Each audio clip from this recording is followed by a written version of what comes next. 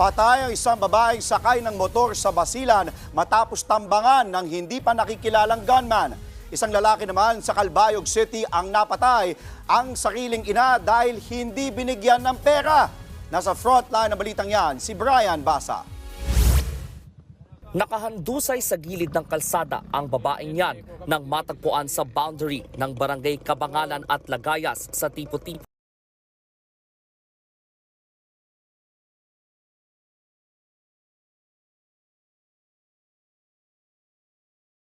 Basilia nagpamangaran sa gilid ng highway. Dead on the spot ang biktima dahil sa tama ng bala sa ulo.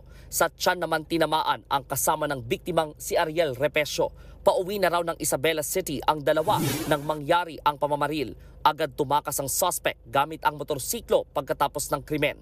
Pinaghaharap na siya ngayon ng mga pulis.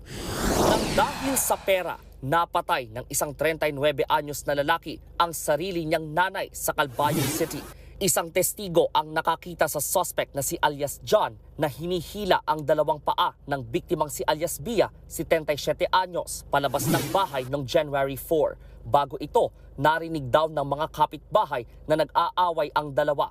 Batay sa investigasyon, nabagok ang ulo ng biktima na siyang ikinamatay nito. Hindi raw binigyan ng pera ng ina ang suspect para makapunta sa katarman, kaya nagawa ang krimen. Nasampahan na ng kasong parricide ang suspect. Sa Santa Fe Leyte naman, sugatan ang isang lalaki matapos tagain ng isang lasing sa daan alas 12:30 ng madaling araw noong Biyernes.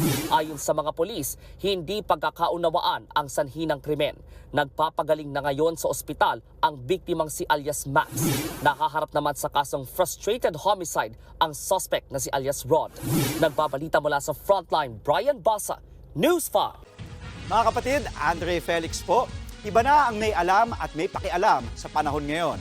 Para sa tuloy-tuloy na balitaan sa Frontline kahit weekend, mag-follow at subscribe sa social media pages ng News 5.